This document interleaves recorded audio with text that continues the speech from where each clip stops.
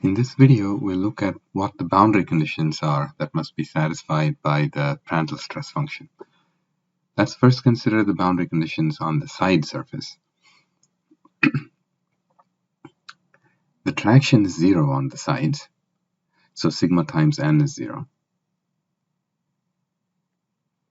Sigma is just the non-zero components are sigma xz and sigma yz, so it looks like this. And those components are related to the Prandtl stress function like this. The question is, what is the normal vector? So let's imagine a person walking around the curve making up the sides, and the position of this person is x of t, y of t as a function of time. So the velocity vector is tangent to the curve, and it's x dot, y dot. A unit vector in the direction of the velocity is the velocity divided by the norm of the velocity. The unit vector k points out of the plane. So if we do the cross product of the unit vector in the direction of velocity with k, then we get the outward pointing normal vector. And the components of this normal vector are y dot minus x dot divided by the square root of x dot squared plus y dot squared. So if we do sigma times n, then we get that. So essentially what that tells us is phi dot is equal to 0 on the curve, and so phi is constant on the boundary. So the boundary condition is essentially that phi is constant on the boundary. And because only the derivatives of phi matter, we can simply take phi to be 0. Now if there are multiple boundaries, for example a section with holes like this box girder, then phi is equal to 0 on the outside boundary, and it has two different constant values on the two inside boundaries. Now let's look at the boundary conditions at the ends. At the end, the normal vector is 0, 0, 1 because it's in the z direction. And let's do some of the forces in the x. So it's sigma times the normal vector integrated over the area. And sigma itself is d phi by dy minus d phi by dx, 0. Let's just look at the x component for illustration. So that's d phi by dy dA integrated. We can write that as a divergence of the vector 1 phi. And by the divergence theorem, we can write that as an integral over the boundary gamma of 1 phi transposed n d gamma. Because phi is constant on the boundary, we can take it out of the integral, and we can write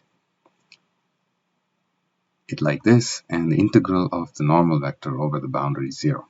Intuitively, we can think of this as if we have the boundary with a pressure, uniform pressure all around it, then the sum of this, the forces exerted by this pressure, is 0. So that's an explanation for why the integral of n over the boundary is 0. But we can also prove this by another application of the divergence theorem. In any case, what we've shown is the sum of the forces in the x direction is 0 on the ends. Now let's do some of the moments. For that we have to do r cross f. And if we do the cross product, and you can kind of follow along and rework the details, we get the integral of 0, 0 minus d phi by dx times x minus d phi by dy times y. So we see that the x and y components of the moments, which are bending components, are 0. The only non-zero component is the z component, which is the torque. So the torque is the integral over the area of minus d phi by dx times x minus d phi by dy times y, the whole thing integrated over the area. Now, just for the sake of generality, let us take a section that has a hole in it. So it has two boundaries. The normal vector on the outside boundary is pointing outwards, and the normal vector on the inside boundary is pointing inwards. And let's consider the divergence of this vector phi times x, phi times y. Now, there is a bunch of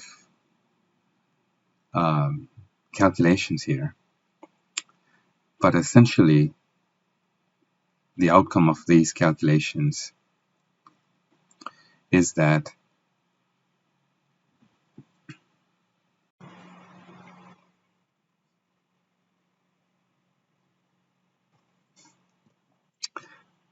the torque is equal to twice the volume under the phi function. So these calculations involve simply application of the divergence theorem a couple of times, but the summary of the calculation is that the torque is equal to twice the volume under the stress function.